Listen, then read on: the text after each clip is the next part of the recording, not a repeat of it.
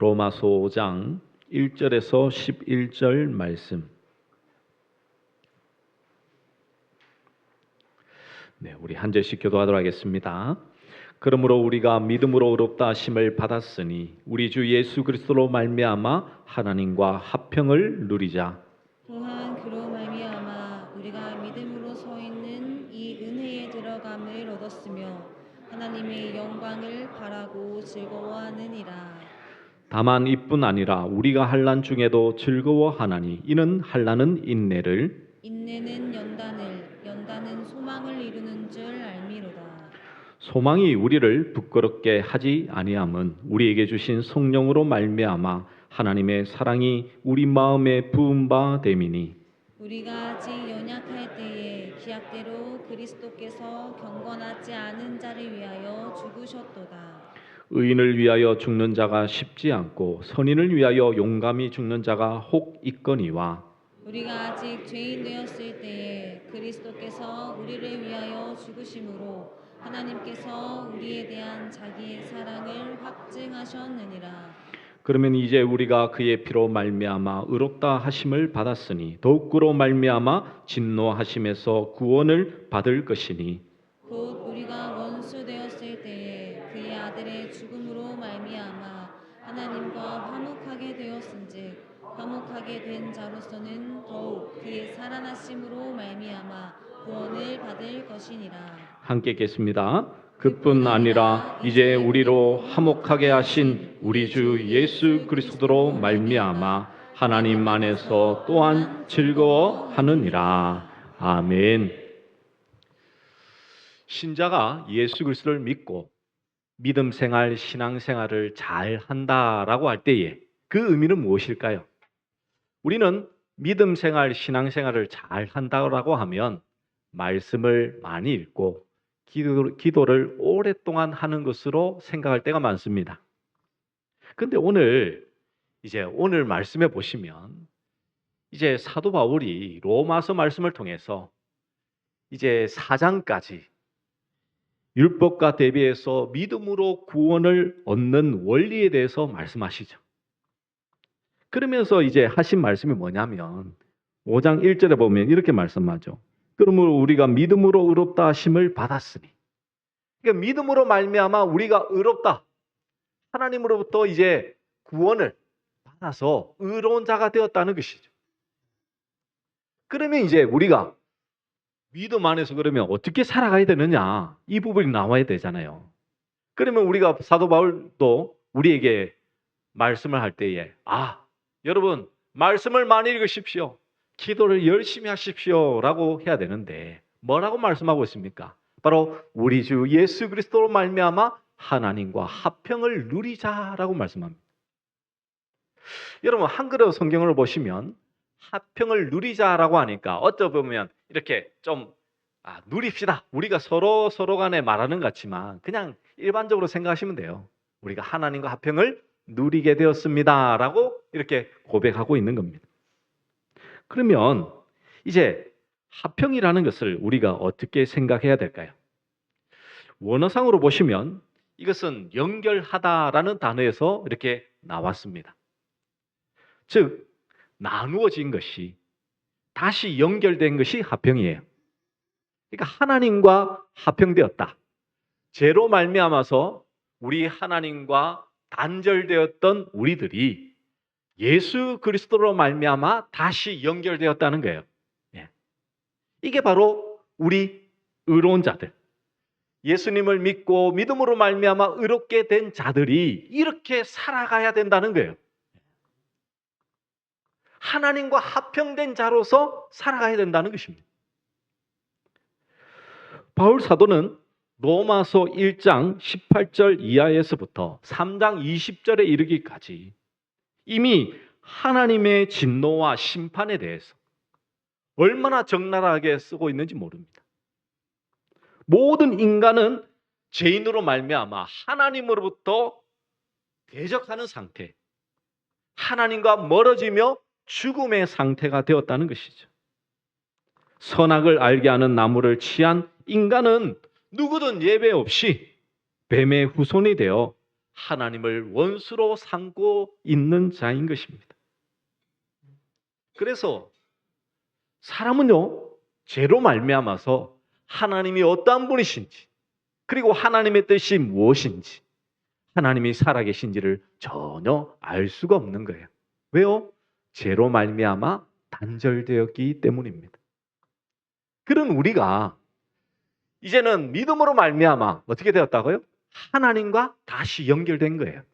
근데 그 연결되는 것은 다른 것으로 되는 것이 아닙니다. 오직 예수 그리스도로 말미암아 이제 우리는 다시 화평을 누린 자가 되었다라고 성경은 말씀하고 있는 것입니다.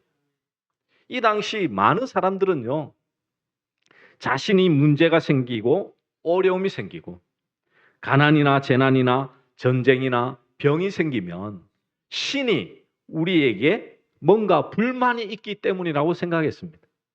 그래서 신전 앞에서 자신이 할 수 있는 모든 것을 다 행했어요. 어떻게든지 신의 마음을 풀어줘야지만 내 삶이 평안할 거라고 생각했던 것이죠. 지금도 뭐 그런 경우들이 많지 않습니까? 비가 안 오면 기우제를 드리기도 하고요. 고사를 지내기도 하고 부적을 쓰기도 하고 제사를 드리기도 합니다. 그들이 생각하는 그 신들에게 잘 보여야지만 화를 풀고 그 신과 다시 화평하게 된다라고 생각하죠. 그러나 이런 방법이 화평을 이룰 수 있습니까? 아니죠. 오직 성경은 예수 그리스도만이 우리의 화목 제물이 되셔서 우리가 믿음으로 의롭다 하심을 받아 그 복을 누릴 수 있는 참된 성도가 되었음을 성경은 말씀하고 있는 것이죠. 그래서 하나님과 원수 관계에 있었던 우리는 하나님과 화목할 수 있는 방법이 없었어요. 그래서 예수님께서 친히 이 땅에 오셔서 화목 제물이 되어 주셔서 하나님과 화목케 하는 그 역할을 감당하게 되는 것입니다.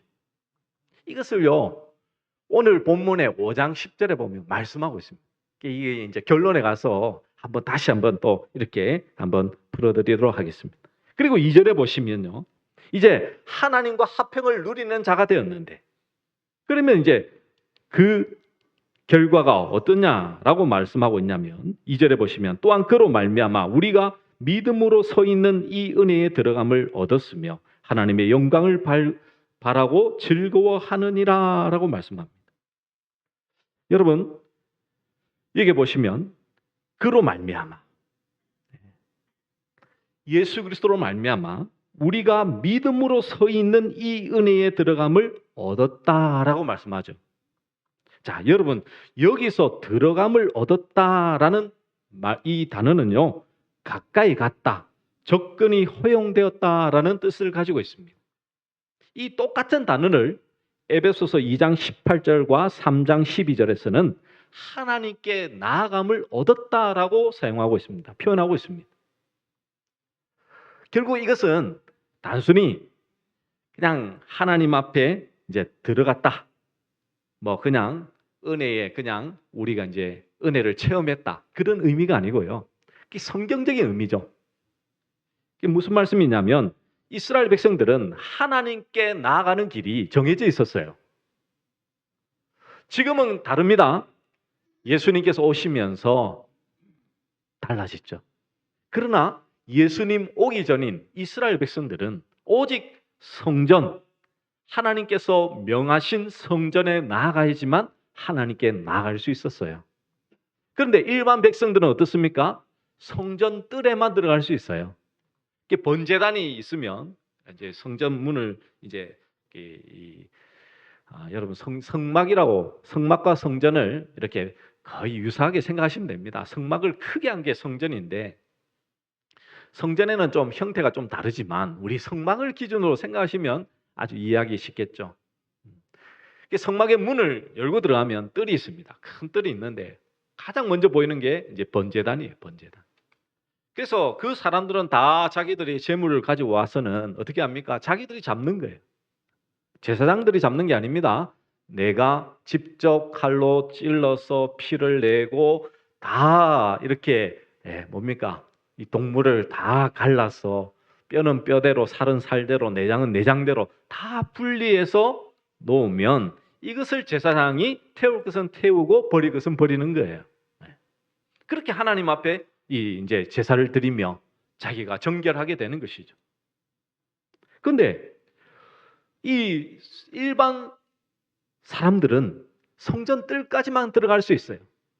그리고 일반 제사장들은 성소에까지만 들어갈 수 있습니다. 그러면 대제사장은 지성소, 하나님의 임재가 있는 지성소로는 대제사장만 들어갈 수 있죠.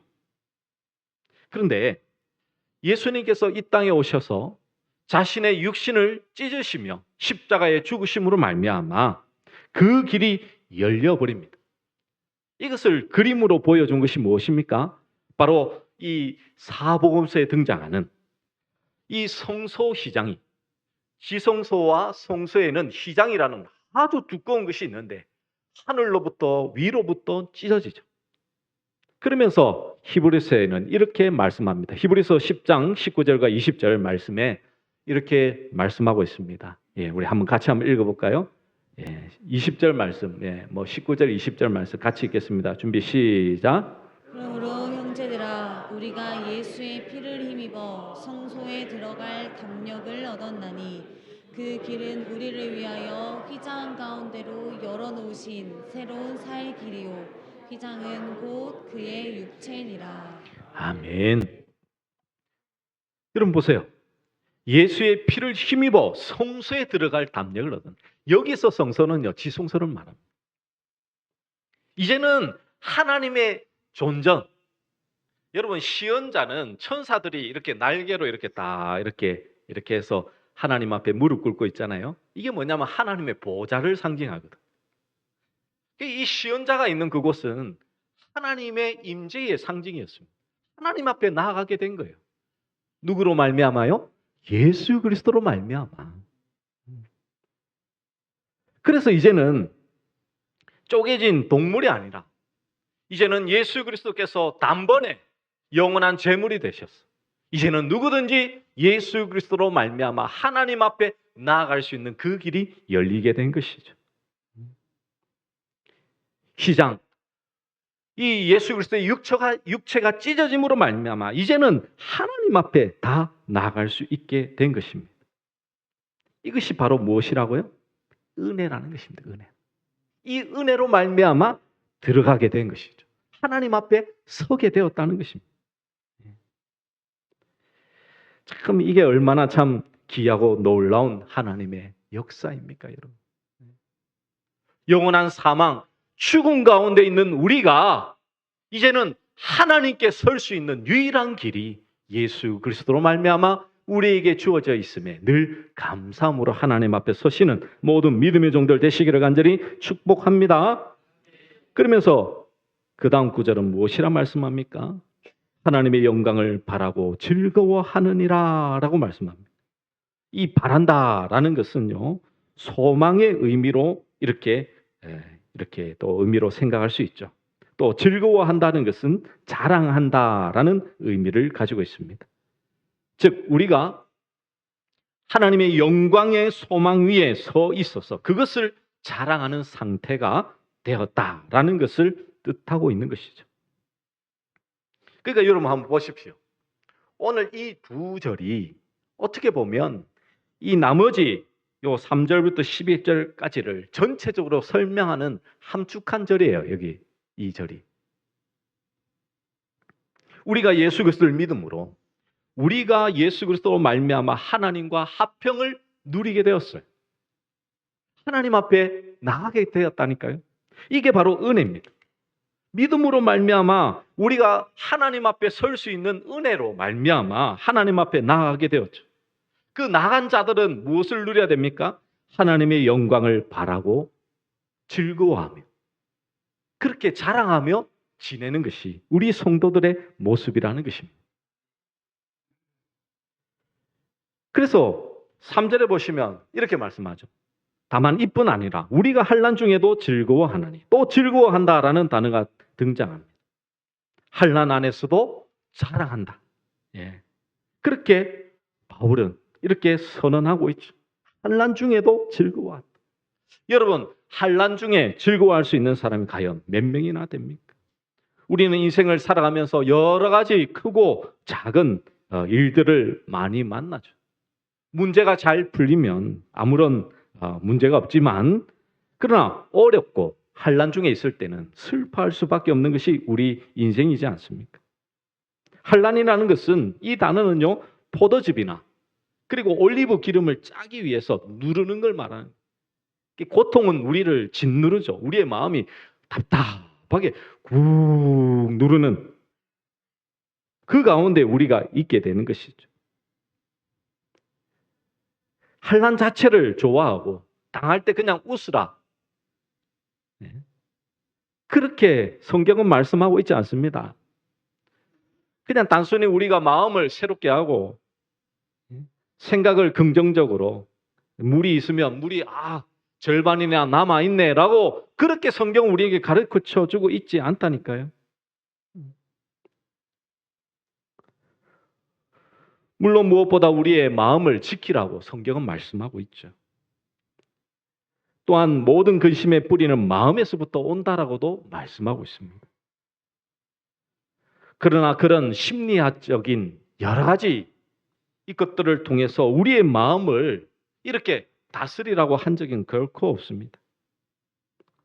만약 마음을 바꿔 먹는 것으로 환난을 이겨낼 수 있다라고 한다면 그것은 환난을 이기는 주체가 인간이 되겠죠. 불신자들이 그렇게 하잖아요. 환난이 닥치면 돈이나 권력이나 지식으로 해결하려고 합니다. 경우에 따라서 그 구체적 방법이 다를지 몰라도 사람의 힘에 의지하며 살아가죠. 우리는 달라야 되지 않습니까? 환난 가운데서 우리가 기뻐할 수 있는 그 이유, 그게 뭐라고 말씀하고 있습니까? 환난은 인내를 만들기 때문이죠. 이루기 때문입니다. 여러분, 인내라는 단어는요, 우리가 흔히 생각하듯이 참고 지내는 것. 남편이 속을 썩여도 그냥 참고 견디면 세월은 간다. 이게 인내 아니에요. 그 인내가 아닙니다. 성경이 말씀하고 인내는. 성경에서 말씀하고 있는 인내는 헬라 원어로 보시면 뭐뭐 안에 머물다라는 뜻을 가지고 있습니다. 환난이 짓누르니까 환난 아래에서 그냥 참고 견디면 환난은 다 지나가. 시간이 약이야. 그걸 성경은 말씀하고 있는 게 아니라고요. 여기서 인내는요, 우리가 전체적인 성경을 보면 그 의미를 어떻게 이해할 수 있냐면요, 그것은 바로 하나님 안에서 빠져나갈 수 없어 머물러 있는 상태를 의미합니다. 여러분, 참 이게 중요한 신앙의 포인트예요. 여러분. 우리는 환난을 받으면 이 환난의 문제에 급급해서 이 환난이 왜 왔는지, 어려움이 왔는지 거기에만 집중하죠. 근데 환난 가운데에 하나님이 함께 하시다는 것을 우리가 믿고 바라보는 것이 신앙이잖아요, 여러분. 우리를 하나님께서 홍해 앞에 세우시고 마라의 쓴물에 세우시는 이유가 뭡니까? 그것을 통해서 하나님께서 하시고자 하는 일이 있잖아요. 뜻이 있잖아요.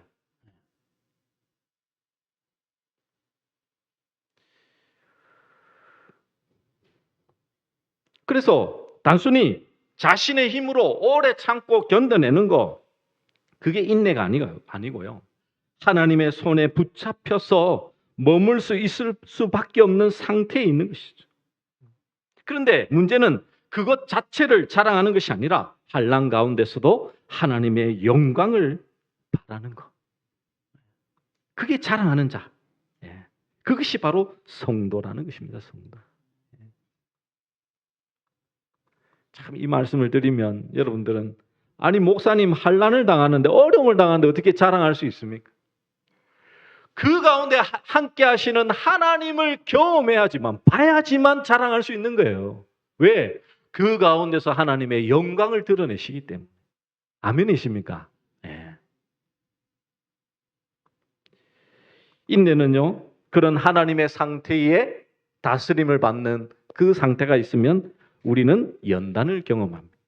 연단이라는 것은 실현과 시험과 증거와 체험이라는 말로 번역이 가능합니다. 여러 가지 하나님의 다스림 속에서 이제는 체험하는 것이죠. 하나님을 이해하고 하나님이 어떠한 분이신지 이제 알게 되는 거죠. 그 가운데서. 그런 자들은 참된 소망을 이루며 살아가는 것입니다. 세상의 소망은요, 내가 바라는 것.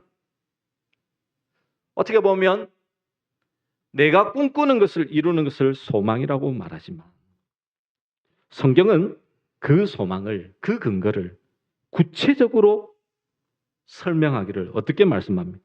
자, 우리 5절 말씀 우리 같이 한번 읽어볼까요? 5절 말씀입니다. 준비 시작. 소망이 우리를 부끄럽게 하지 아니함은 우리에게 주신 성령으로 말미암아 하나님의 사랑이 우리 마음에 부은 바 됨이니. 아멘. 여러분, 소망 위에 우리가 있게 되는 이유는 무엇입니까? 그것은 바로 성령님으로 말미암아 하나님의 사랑이 우리 마음 가운데 부은 바 되었기 때문입니다. 그 앞서서 소망이 우리를 부끄럽게 하지 아니함. 여러분, 환난 가운데 있는데 세상 사람들은 손가락질 하잖아요. 아, 예수님 믿어도 별거 없네. 아, 교회 다닌다고 해도 나보다 못 사네. 뭐 문제도 잘 안 풀리네. 우리 교회 다닐 이유가 뭐 있어? 세상은 그렇게 늘 우리를 판단하고 그렇게 밀어붙이잖아요. 근데 우리가 그런 환난 가운데서도요, 전혀 우리가 부끄럽지 않은 이유, 이 소망이, 하나님을 향한 이 믿음을 향한 그 소망이 부끄럽지 않은 이유가 뭐라고 하시냐면 우리에게 주신 성령님으로 말미암아 하나님의 사랑이 우리 마음 가운데에 부음받았다라는 것입니다. 여기서 부음받았다는 것은요, 쏟아부었다는 거죠. 차고도 넘쳐난다는 거예요. 여러분, 신앙생활 하시다 보면 하나님의 사랑이 어디에 있냐고, 하나님 정말 나를 사랑하시냐고, 하나님은 나를 인도하시는 분이냐고 혹여나 의심하거나 우리의 마음이 참 냉랭해질 때가 있을 거예요. 신앙의 연수가 지나올수록 하나님을 향한 그 신앙이 더 이렇게 처지는 것들을 경험할 수 있을 것입니다. 근데 그거는요, 바른 신앙의 모습이 아닙니다.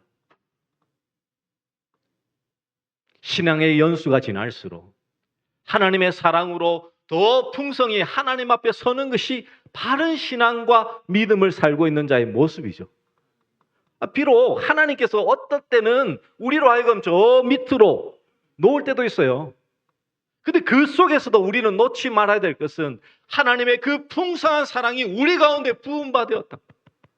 그것을 진정으로 아는 은혜 가운데서 사는 것이 진정한 성도의 모습이지 않습니까, 여러분? 왜 하나님의 사랑이 느껴지지 않습니까? 자꾸만 하나님의 사랑을 다른 것으로 여기기 때문이죠. 예를 들면 그래요. 어떤 분들은 이렇게 뭡니까? 연애할 때 사랑한다라고 말하지만 그 사랑을 자기 입장에서 생각하죠. 뭔가를 주지 않으면, 내가 요구한 대로 들어주지 않으면 이 사람 나를 사랑 안 해라고 그냥 쉽게 생각해 버리잖아요. 사람은 항상 자기 입장에서 생각하거든. 근데 하나님의 사랑은 그 부음받은 것은 어떻게 우리에게 해주셨냐고 말씀하냐면 바로 6절에서 8절까지 이렇게 딱 이 부음받은 사랑이 어떻게 우리 가운데 부어졌는지를 딱 말씀하고 있습니다. 우리 6절부터 8절까지 우리 같이 한번 읽어보겠습니다. 준비 시작. 우리가 아직 연약할 때에 기약대로 그리스도께서 경건하지 않은 자를 위하여 죽으셨도다. 의인을 위하여 죽는 자가 쉽지 않고 선인을 위하여 용감히 죽는 자가 혹 있거니와 우리가 아직 죄인 되었을 때에 그리스도께서 우리를 위하여 죽으심으로 하나님께서 우리에 대한 자기의 사랑을 확증하셨느니라. 아멘. 신자의 삶의 소망과 능력의 원천은 오직 하나, 예수님께서 자기를 대신해서 이미 죽으셨다라는 사실입니다. 여러분. 오늘 주님은요, 우리를 사랑하심을 나를 대신하여 죽으셨다는 것으로 말씀하고 있는 거예요. 하나님이 나를 대신해서 죽으셨는데 그 어떤 것으로 사랑을 여러분 증명해 보라고 할 수 있습니까, 여러분?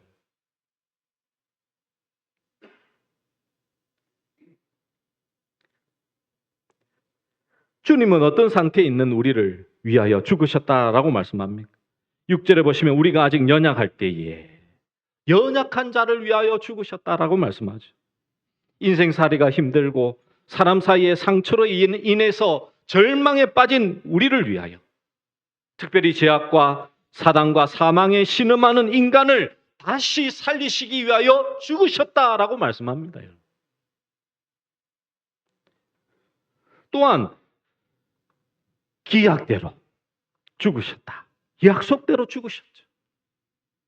아담과 하와가 범죄한 이후에 하나님께서는 여자의 후손을 통하여 우리를 구원하실 메시아를 보내주시겠다라고 약속하시죠.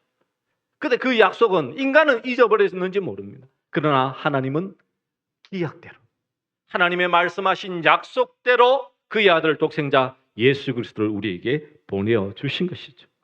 그리고 경건치 않은 자를 위하여 죽으셨습니다. 하나님을 찾지도 않고 혹시 찾아도 우상을 숭배하는 것과 똑같은 탐욕으로 찬 이 경건치 않은 자를 위하여 죽으신 것이죠. 그러면서 설명이 딱 들어갑니다. 의인을 위하여 죽는 자가 쉽지 않고 선인을 위하여 용감히 죽는 자가 혹 있거니와.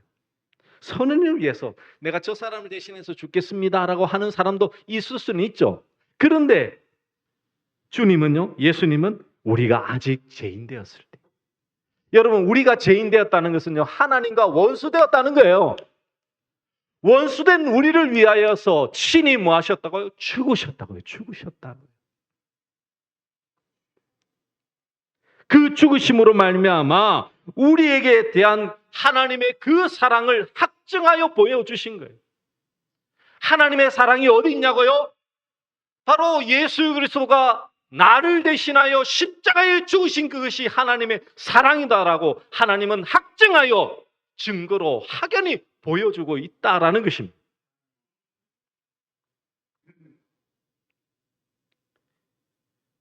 얼마든지 하나님은 우리 인간의 조건이나 자격을 본 거 아니에요. 사망 가운데 있는, 죽음 가운데 있는, 도저히 구원받을 수 없는 하나님과 원수된 그를 하나님은 그의 죽으심으로 말미암아 그 사랑을 우리에게 부어주신 거예요. 얼만큼 쏟아 부어주셨다고요. 쏟아 부어주셨다. 이 차고도 넘치는 사랑 앞에 우리가 어떻게 엎드려지지 않을 수 있겠습니까, 여러분? 때로는 우리가 다시 연약하고 경건치 않으며 죄 중에 빠져도 우리 삶에 다시 소망을 채우며 즐거워할 수 있는 근거는 이 외에 어디에 둘 수 있나요, 여러분? 신자는 주님이 죽으심으로 되살린 인생을 살고 있는 것입니다. 하나님이 이미 확증하셨고 확증하고 계시며 확증하실 사랑 가운데 있는 것이죠. 그래서 그 은혜 속에서 매일을 살아가는 것이 우리의 모습이지 않습니까? 그러면서 다시 앞서 말씀드린 1절과 2절이 이제 전체적인 설명이라고 한 게 다시 이 사도 바울을 말씀하거든요. 10절에 보십시오. 이렇게 말씀합니다. 우리 같이 한번 읽어볼까요? 10절 말씀 같이 읽겠습니다. 준비 시작. 곧 우리가 원수 되었을 때에 그의 아들의 죽으심으로 말미암아 하나님과 화목하게 되었은즉 화목하게 된 자로서는 더욱 그의 살아나심으로 말미암아 구원을 받을 것이니라. 아멘. 여러분 사도 바울은요 너무나 자신을 빗대어서 설명하고 있잖아요. 우리가 원수 되었을 때 자신이 예수 그리스도를 믿기 전에는 원수 되었다라고 고백하는 거예요. 아니 사도 바울이 사울이었을 때 여러분 생각해 보세요. 하나님을 얼마나 잘 믿고 제사를 드리며 선행하며 기도하며 구제하며 금식하며 11조를 했겠습니다. 어떤 종교보다도요 신실하게 믿었던 것이 유대인들입니다. 그 중에서 가장 대표적인 게 바로 이 사울이었잖아요. 엘리트. 근데 그가 하나님과 원수된 자라고 고백합니다. 왜요? 바로 그 자신이 예수님의 은혜가 빠져 있는 삶을 살았기 때문에. 예수님이 없으니까 어떤 지성이나 도덕이나 종교로 영적으로 어떤 모습으로도 하나님께 나아갈 수 있는 존재는 아무도 없다는 것입니다. 하나님과 합평이 되지 않았는데 아무리 우리가 사람들로부터 인정받고 칭찬을 받는다 한들 그게 무슨 의미냐는 거예요. 구원을 얻는 믿음이란 따로 없습니다. 예수님께서 나를 찾아오셔서 죄인, 아니 그분과 원수된 나에게 일방적으로 구원을 베풀어 주셨다는 사실을 인정하는 믿음이 가장 중요한 것이죠. 나 스스로 이 믿음이 없어도 하나님께서 예수 그리스도로 말미암아 우리를 구원하는 그 놀라운 은혜 속에 우리가 살고 있는 거예요. 살고 있는 거예요. 여러분.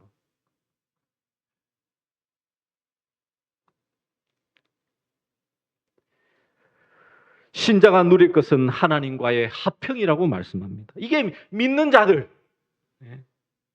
그리고 나아가서는 하나님의 영광을 바라고 즐거워해야 된다라고 말씀하죠.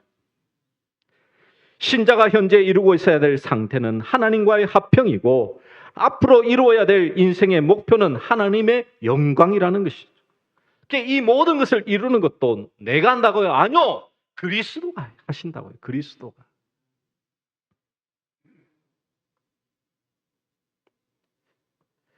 그래서 우리가 있어야 될 곳은 다른 곳이 아닙니다.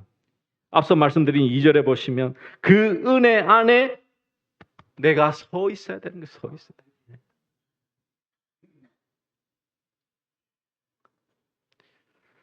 우리는 흔히들 은혜를 더 받아내는 것이 하나님 앞에 더 잘 사는 거라고 하지만 그 은혜가 여러분 뭐라고 생각하시기에 더 받으려고 하십니까? 불신자와 달라야 되는 것은요. 우리가 환난을 만날 때 달라야 되는 것은 그 환난의 주체가 누구인지를 정확히 알아야 되는 것이죠. 우리는 말로는 하나님이 모든 삶의 주가 되십니다. 온 우주의 주가 되십니다라고 고백은 하지만 늘 우리가 구하는 것은 하나님 앞에 돈과 권력과 지식이지 않습니까? 그것을 받아 자신이 해결하려고 하는 그 모습이 우리에게 있지 않습니까? 이렇게 말하면 아니 목사님 우리 사람이 참 연약하게 그렇게 하면 됩니까? 하나님 앞에서 열심히 살아야죠. 아니 그 성경이 계속해서 말씀하고 있는 게 은혜로만 된다고요. 아니 죽은 자가 뭘 그래 열심히 해서 하나님 앞에 인정받으려고 그렇게 아둥바둥 살고 있습니까? 아니 믿고 난 다음에도 아니 지금 하나님이 예수 그리스도를 죽이심으로 말미암아 그 사랑을 합장하 이미 다 보여주셨는데 내가 뭘 하나님 앞에 뭘 보여드려갖고 그걸 이렇게 하겠냐고요. 하나님이 이미 다 보여주셨다고요. 우리는 하나님 앞에서 그 영광을 바라보며 예수님으로 말미암은 그 십자가의 그 영광을 바라보며 우리는 그 안에서 살면 되는 거예요. 살면 되는 거예요.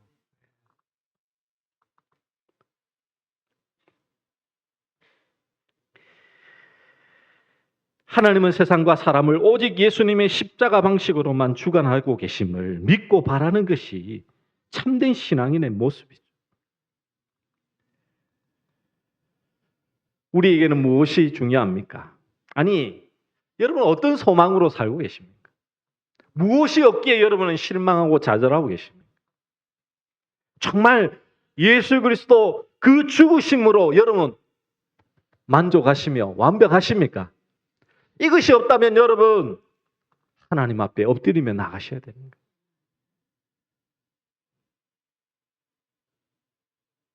진정한 하나님의 복음의 소망은요. 예수 그리스도로 말미암아 우리로 하여금 살게 하시는 것 그것은 다른 게 아닙니다. 우리를 그 은혜의 자리로 말미암아 하나님 앞에 초대하여 그 십자가의 영광, 내가 십자가를 지고 죽으나 하나님께서 그 영광으로 다시 살리신 예수 그리스도를 바라보며 살아가는 그것, 그것이 우리 신앙인의 참된 소망임을 잊지 마셨어. 매일의 삶 속에서 이 은혜 속에서 살아가는 우리 모든 믿음의 종들 되시기를 간절히 축복합니다. 우리 말씀을 가지고 우리 함께 찬양하도록 하겠습니다. 우리 주님 다시 오실 때까지 찬양하도록 하겠습니다.